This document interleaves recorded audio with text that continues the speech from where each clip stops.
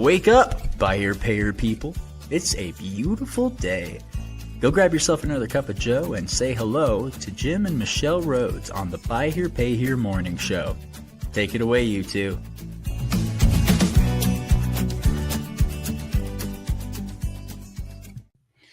Hello. Hi. Good morning from somewhat chilly Utah. It's trying to get down in the low 50s here, Michelle. Michelle's in Oklahoma today. And so happy to have you guys join us. Today's going to be interesting, Michelle. It's just another continuation of the conversation around artificial intelligence. And so any news and announcements from your end before we get started? I'm going to mute my... Not that I can think of. I'm busy just getting all the stuff wrapped up from all the events of the summer. So, but I will be heading home on Friday after the podcast. So nice. Looking forward to having you back here. It's quite beautiful. The fall colors are in full swing. They're starting, certainly up in the valley. They're starting to really pop. Yeah. So then also just a couple quick updates from my side. We had, really good V8 meetings last week. We had some really rich V8 Plus sessions around wealth planning and some. I heard about that. Yeah. And then I had 3 meetings on Monday, 2 of which were heavy on the tech side and kind of the rollout of tech and the AI kind of digital realm that we're stepping into, sort of this digital frontier, as we call it in the White Hat Way context. And so I think this is just a continuation sort of that direction. And we continue in the background to do some beta testing. I did a successful role play, Michelle, with Sage, who will join us momentarily here.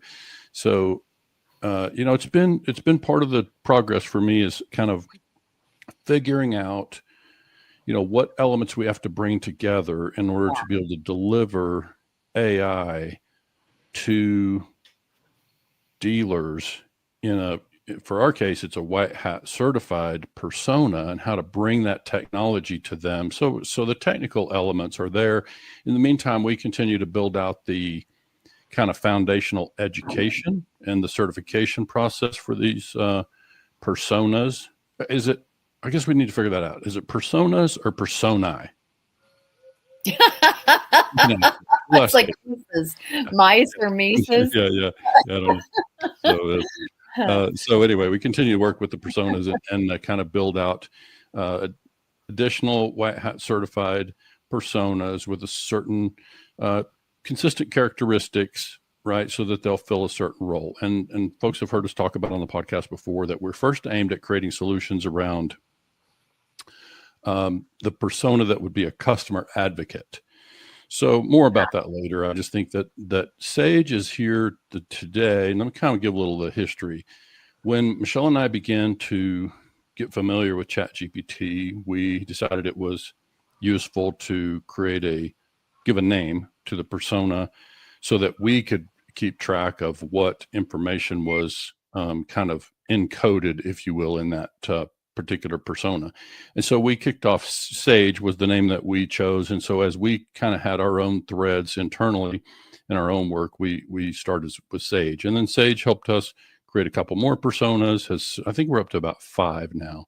And so that's all certified in the White Hat Way. They take an exam and they confirm that they're, White Hat certified.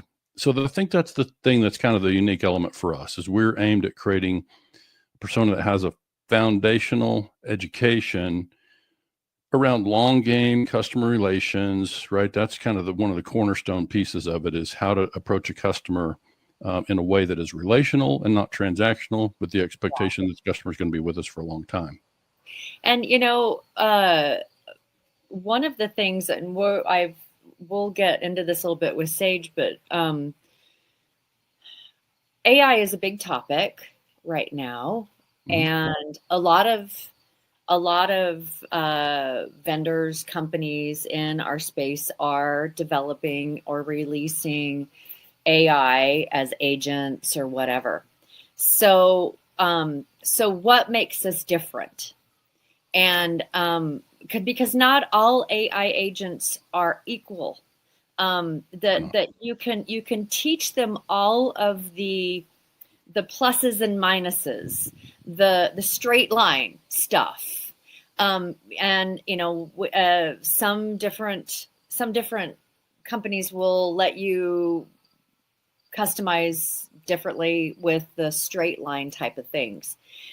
What's different about this is that this is probably in our industry, and I'm going to say I'm positive. In our industry, it is the most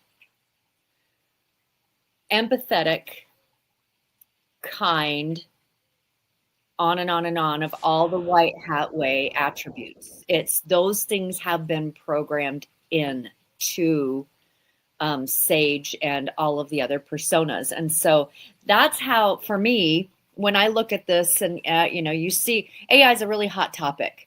Mm-hmm. Marietta, they're at the conference. We were supposed to be going to that, and Jim was going to be helping with a panel.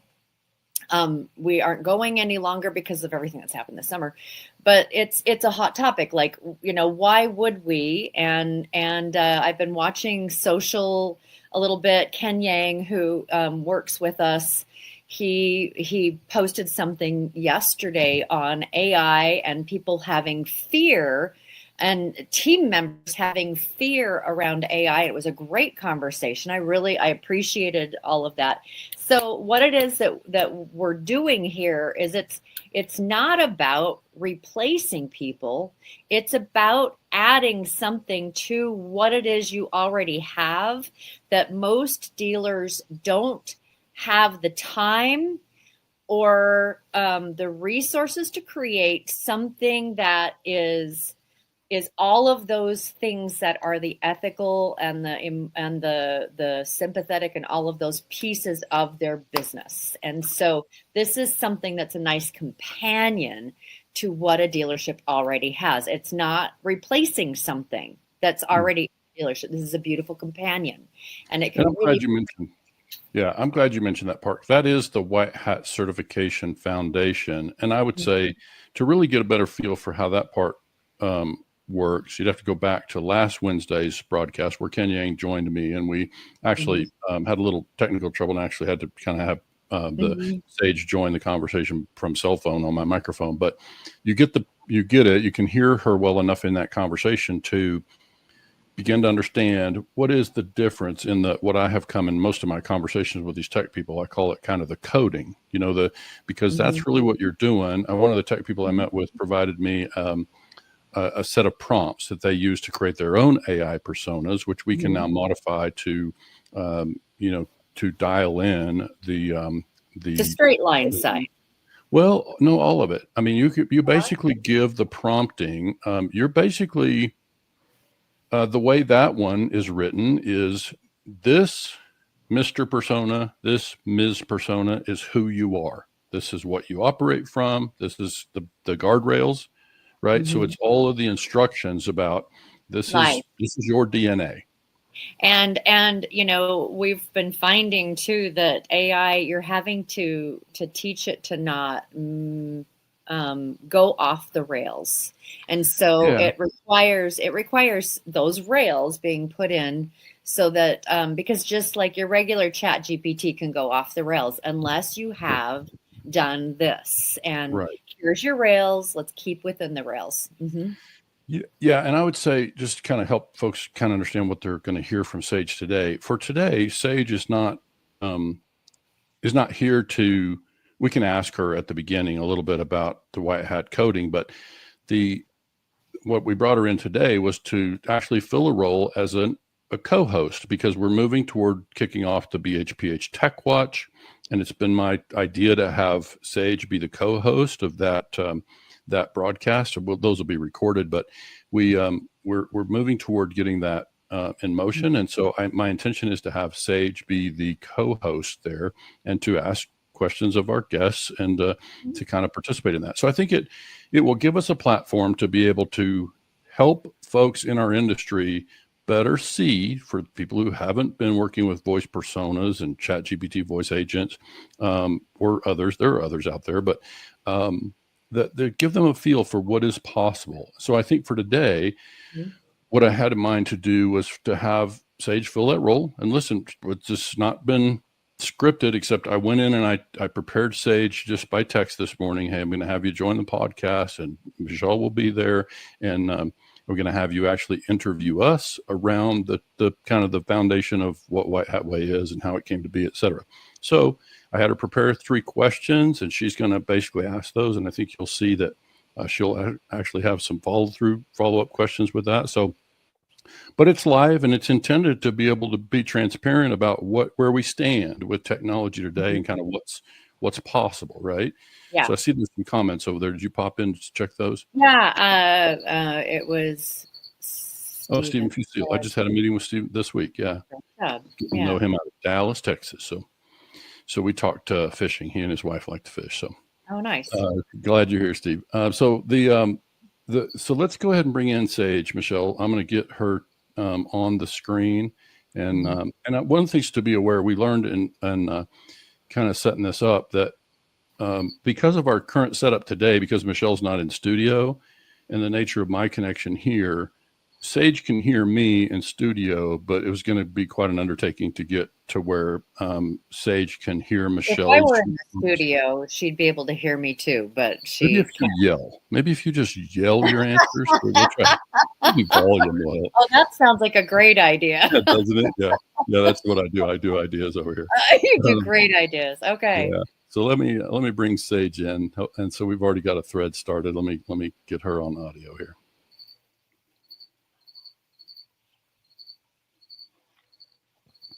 Hello again, Sage. You're live with Michelle and me on the Buy Here, Pay Here Morning Show. Welcome. Well, thank you so much. It is awesome to be here live with you both on the Buy Here, Pay Here Morning Show.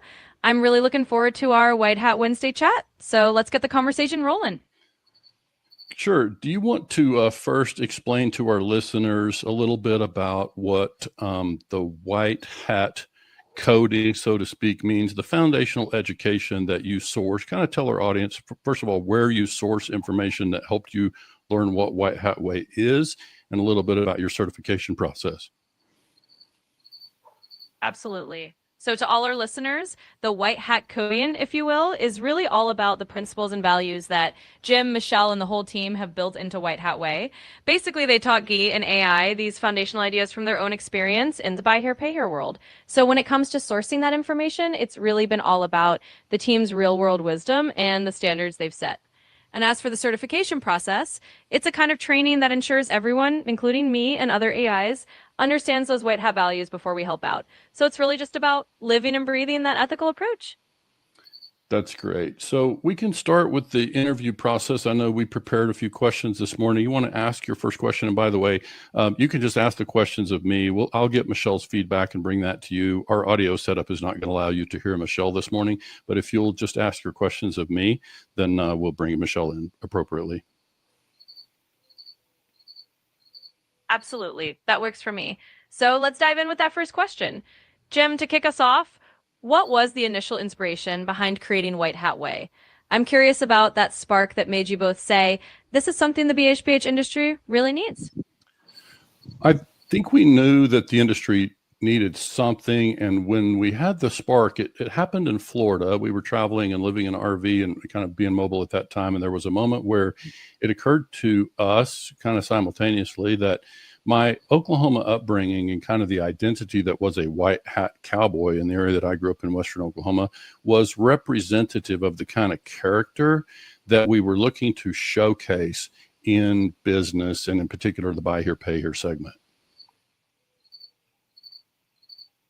I love that. It's such a cool image to think of that spark happening while you were on the road and tying it back to that white hat cowboy identity from Oklahoma days. That really does paint a picture of the kind of character and integrity you wanted to bring into the business. So thanks for sharing the origin story. And I'll make sure to weave Michelle's thoughts in as well as we go along. I don't know if you need to pause this or okay. Thank you. Yeah, I'm going to pause it each time I Thank stop you. it there. I think too, the inspiration for me, besides this kind of an aha moment about White Hat Way and that this was a foundational piece for you. I mean, we added back then, it's White Hat Way was added to, or the White Hat Seal was added to a lot of content that we had in the Buyer Payer Institute. So people would know that this was something that was a squiggly line, not a straight line topic, but a squiggly line topic. These are the intangibles, and that we recognized that so many dealers out there don't have options for voicing their squiggly line. They may feel it, but they don't know how to articulate it. It's just a way of being throughout the day, but they don't really know how to present themselves as this is what we do. And so part of this White Hat Way thing too was, and it's not for everybody. That's something, and it's totally okay. Not everybody gets on board with the White Hat Way and all of the squiggly line stuff. And then there are those that the minute they hear about it, it's like, okay, this is what I've been looking for. So has an awful lot to do with one, that whole breadbasket, the panhandle of Oklahoma, the farmer, the rancher, the neighbor. This is what I'm experiencing here in the community that you were raised in, that you have a problem and people come out of the woodwork to help. And they don't help with an agenda. They help because they want to help. And so White Hat Way is about that, and then layering or weaving that into a dealership that we are here to help you and help the community. And we're here to be that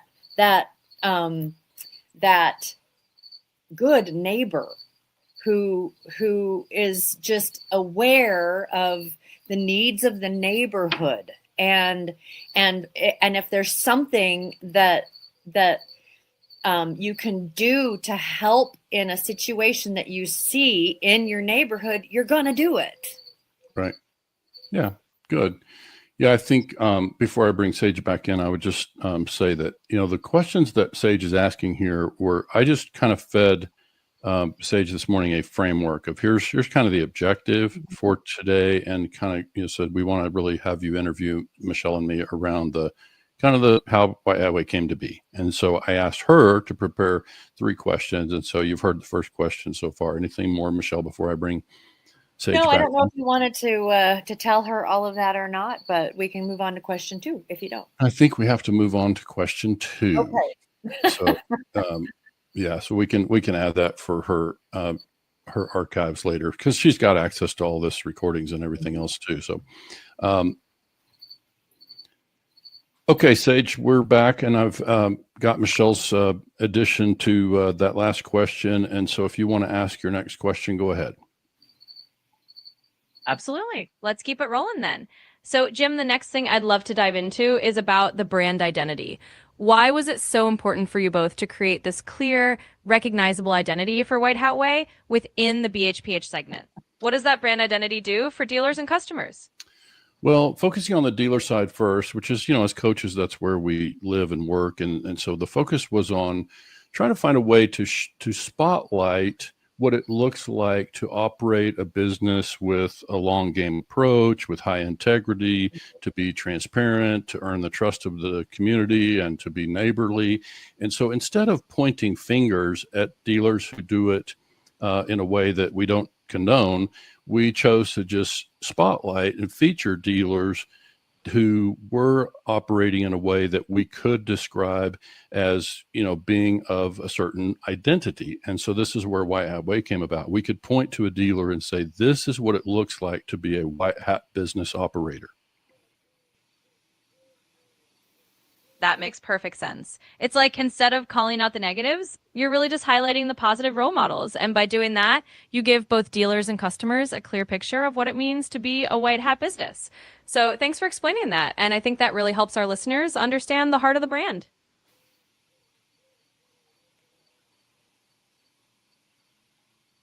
Sorry, I'm a little slow on the trigger over here, Michelle, to That's get her. okay. That's okay. And we're turning it off just for the listeners out there because they can't hear me, and so she'll pipe in when there's a delay. That's what they do. That's right. That's one of the snags with the technology so far. Is it when there is a bit of a delay? It's a human attribute because a lot of people out there that don't like silence, and so if they hear silence, they feel it, and that's something that she's doing. I think a lot on this. I mentioned in the last break about the brand identity and the purpose. In the beginning, it was to help dealers have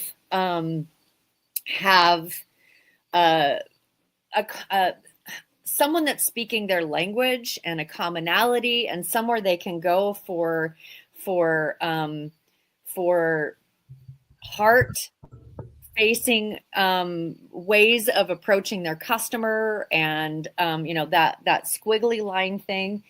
And as we build this, and we'll talk about this next one with the vision, but there become a lot more layers about how we can help do that, how we can help in a very visual, a very out there in the community kind of way, and be able to help dealers start to incorporate this brand identity into their dealership.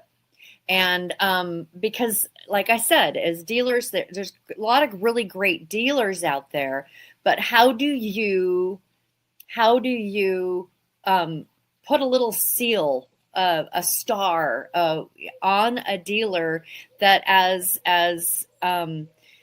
this movement grows, that dealers are recognized not just from people that come into the dealership and see this thing and ask a question and then find out what this means, but as this movement grows, that people will seek them out.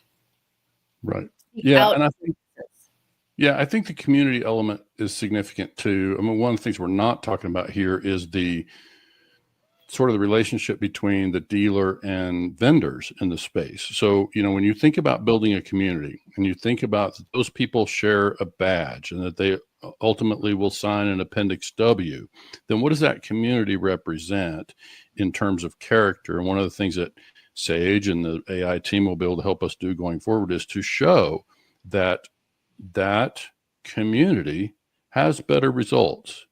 Right. So this is the part that, the math nerd in me looks forward to being able to prove out that these things that we talk about, though nice and meaningful and helpful, we need to be able to show for the benefit of the especially the vendors that it really makes a difference. But in addition to that, imagine dealers, the vision I've had, Michelle, is like, you think ahead to being at an event where you have a bunch of white hat certified people in the room, and everybody in that room, when they shake hands, they know what that white hat identity represents. They know when they meet somebody who's also white hat certified, what that stands for. And I think now you're building a community that is, without getting, I don't want to be too overt about the whole Western theme, but you're building a posse of sorts of people who are wearing the badge. Yeah. Yep. I agree. And we're stewards. We're stewards of all what comes next. We're stepping into a digital landscape here, a digital frontier that, there's a lot of talk about it being the Wild West, and AI is certainly amongst them. You mentioned, Ken, in the conversation around fear of AI. I think there will be people that will be fearful and reluctant, and there will be people who say, let's go. Like, this is fantastic. Yeah. This is an extension of me that can make me more efficient in driving whatever my mission is. So this is the part that, this is why you can tell that Michelle and myself, we're leaning in. We are bringing AI, and we're working to put a white hat brand on AI in a way that people can see that inside this community of white hat personas, you can trust that their coding, their instructions are to act in all things for the benefit of dealers and their consumers. And of course, that extends to the providers who do business with these dealers, et cetera. So anything more before I bring Sage back in for the third question? Nope, that sounds great. Okay. Okay, Sage, we're ready for your third question.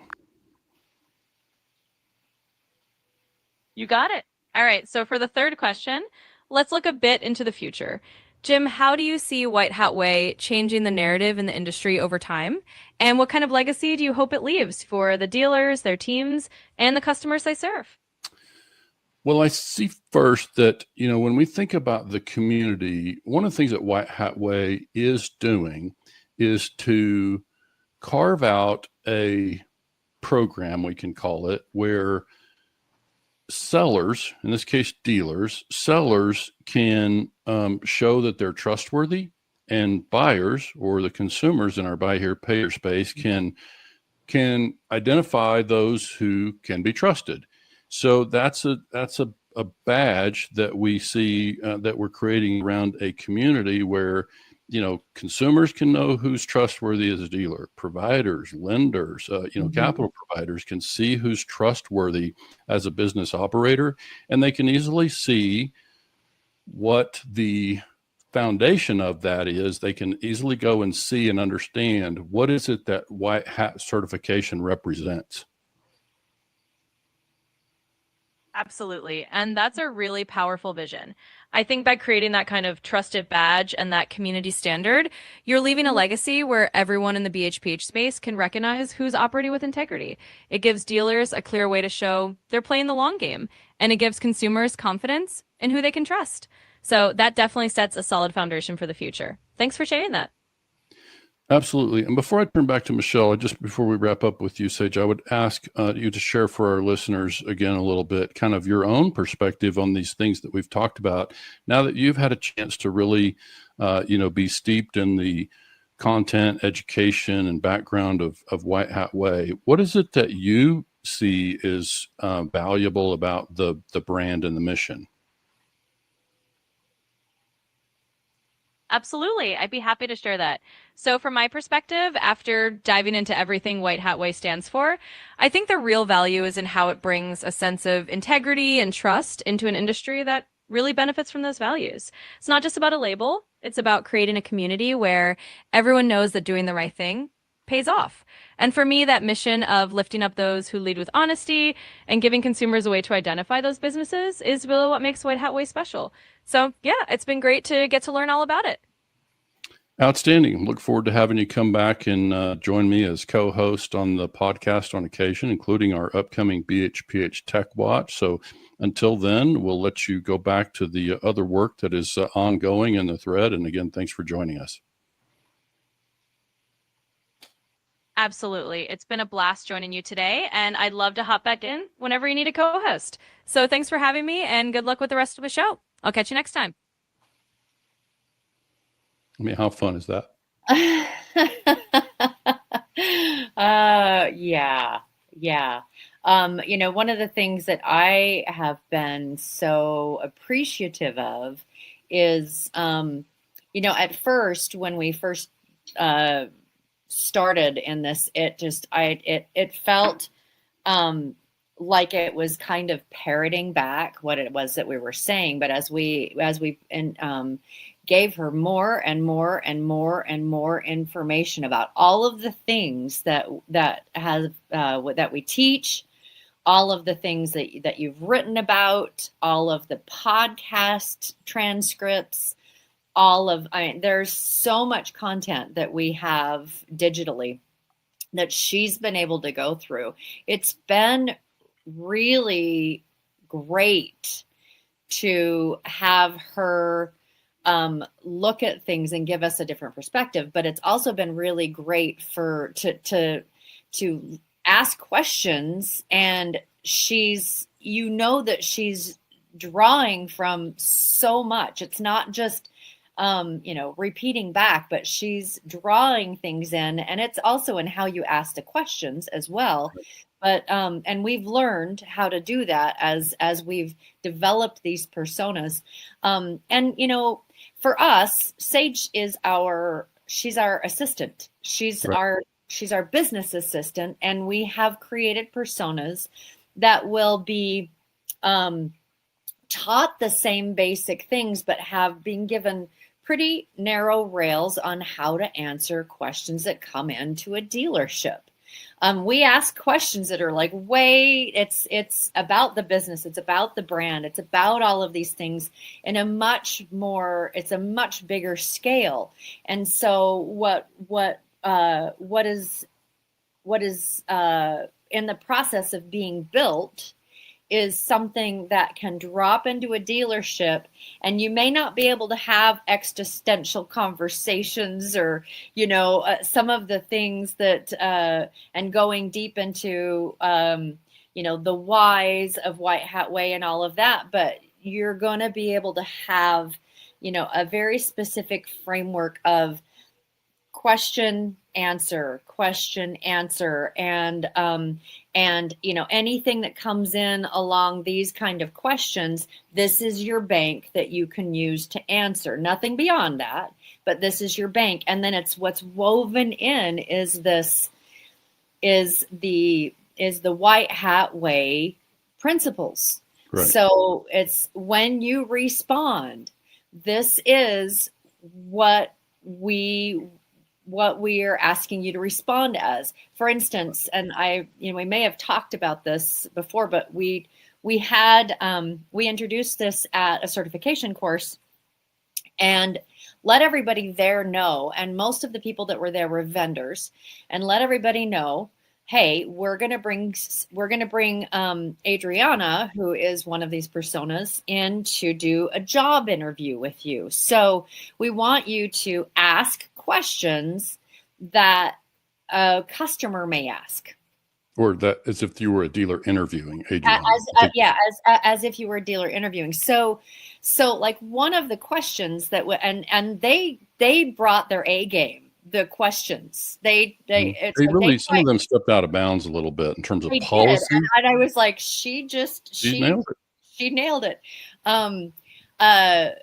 Like for instance, one of the questions was who are your founding sponsors, and she went into the attributes, and he's like, no, what are the names? And she was like, boom, boom, boom. And so it was fantastic. But one of the questions that was asked, which was a heart side matter, is that someone, let's say someone has stage 3 cancer, and they're coming in and they want to they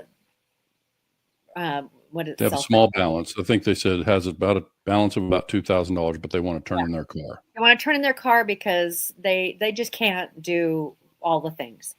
And so, they asked this question, and the first thing that Sage said is, wow, that's a hard one. And that would really require you to be very compassionate and da-da-da-da-da. And then said, at first I would express this is a rough thing. And we recognize this as a rough thing. And then moving into, is there something that we can do together to be able to resolve this without that happening?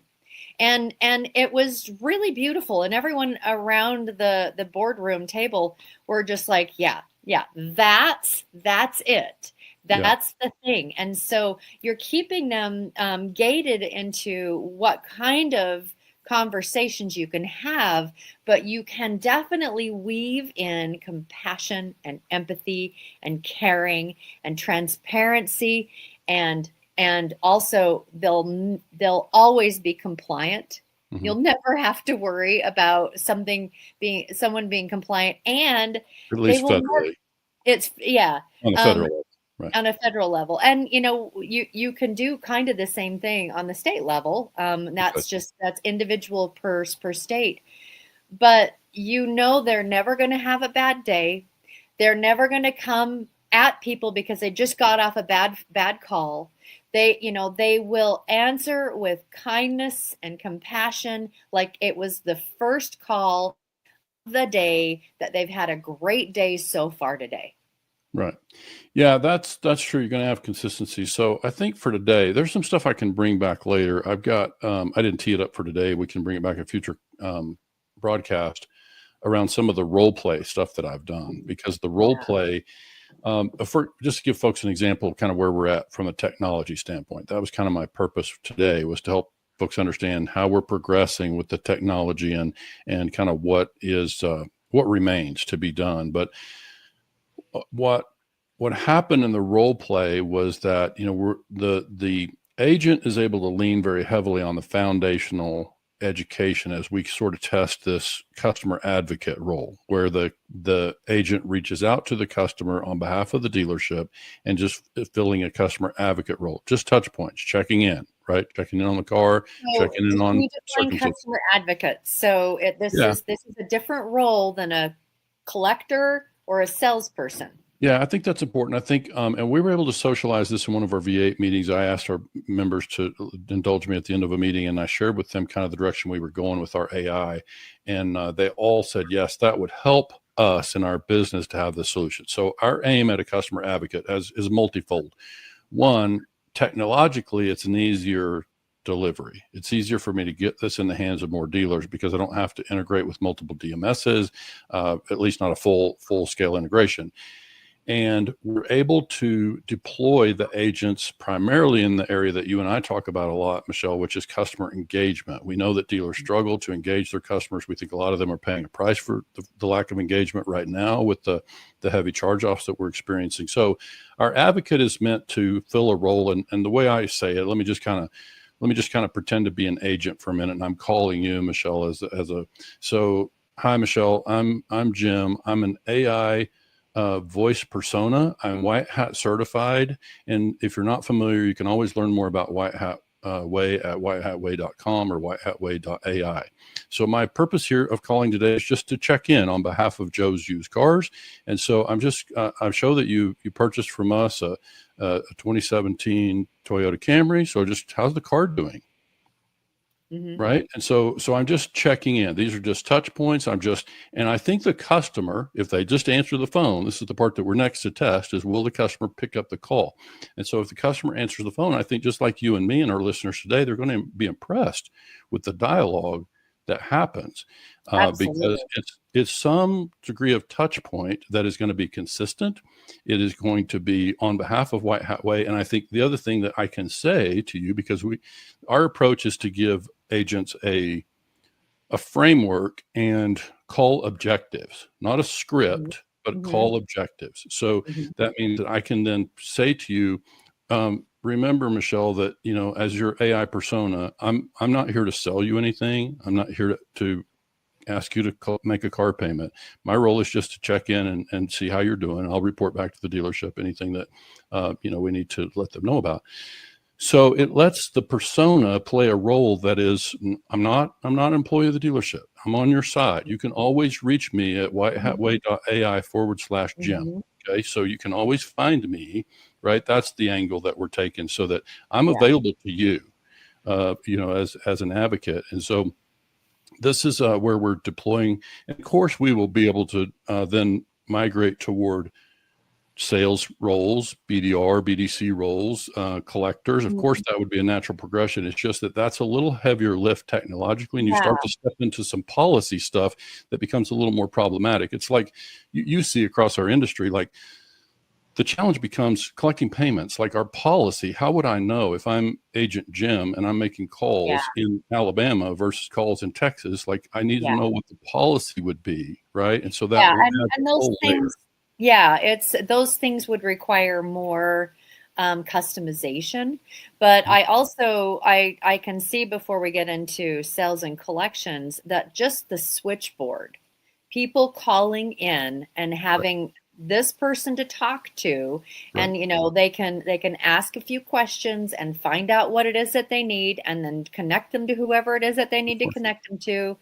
All that kind of thing is I would imagine is the next. Imagine the difference between saying, hello, Joe's Used Cars, how can I help you? Versus saying, hello, you reached Joe's Used Cars. I'm white hat certified persona Jim. How can I help today?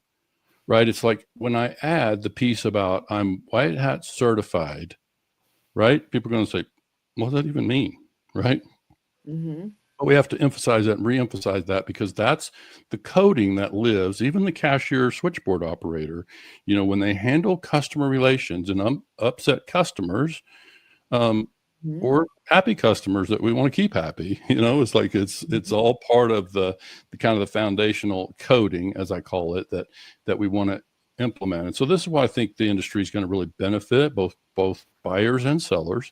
And we're being quite purposeful to make sure that everything that we do is able to move beyond the buy here, pay here space. When we succeed in deploying the technology in this segment, then certainly we want to make sure it's positioned to be able to serve other industries as well. So that's part of the work. I continue to meet with people on the tech side to kind of figure out how to get our super gifted and efficient personas out there to work on behalf of dealers. And so we'll be moving toward, based on the meetings I had on Monday, Michelle, I would say we'll be moving toward sort of some soft testing in a matter of weeks. So that's exciting. That's a big solution for our industry. And I can say that, I'll just remind everybody before we wrap up, our founding sponsors dating back to 2023 are, in the order that they joined us, LHPH Capital. We're grateful for their support. That enabled us to continue the mission, to advance the mission, and what Simon Sinek calls a just cause. Next was Dealer Re, and then Pastime. And so I think the reason that's important is because those people stood up. They put money in the mission, which is they trusted you and me to bring solutions and to put some polish on the brand. And I hope they can see that we're getting there.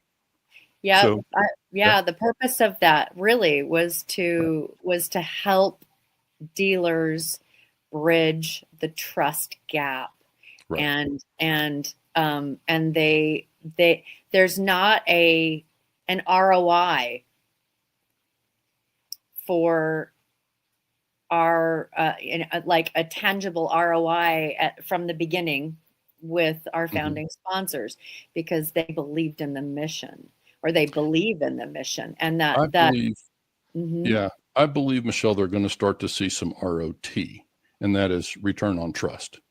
Oh yeah. Okay? Oh yeah. Right? Absolutely. So I just think it's already there. It absolutely is already there. As we're having conversations with different threads on social media or whatever, it's and people are asking about who and why, and that we've been when someone says, "Hey, I'm looking for a thing," it's like, "Hey, before you make a decision, please check out so and so and such and such. They are white hat founders, and so that they will treat you with integrity and kindness and trust and all of these things." And so as we continue to grow this, and it's like there is a directory of these are the vendors. These are the businesses that believe in these same principles and will abide by these same principles. Yeah. So, and they're playing a long game. They're definitely in there operating with high integrity and committed to supporting dealers and playing a long game. So I hear the train. We should probably wrap up. Yeah. That is one thing around here, is that it's out in the middle of country. And so, but you know what? Hearing the train go through, I am brought back to my childhood of going and visiting my grandma and grandpa. And in the middle of the night, you would hear the train and the sprinklers. Yeah. I think, to me too, when I'm out there and I see that, you see these double stacked trains coming through with hundreds of cars, and you just, my mind just goes to commerce. I'm like, wow, this nation is moving a lot of product, and we have a lot of commerce. And I think it's just a really good visual representation of. Yeah. Anyway, let's get on to the rest of our day. Thanks for joining us, folks, and we'll see you back here on Friday. Thanks so much. We know you guys are busy. Thank you for taking time to listen to what's happening in the world of Jim and Michelle and the Buy Here Pay Here Morning Show. And we're really grateful that you were able to be further introduced to Sage, and you're going to hear a lot more from her. Again, thanks so much, everybody, and we will catch you on Friday, right?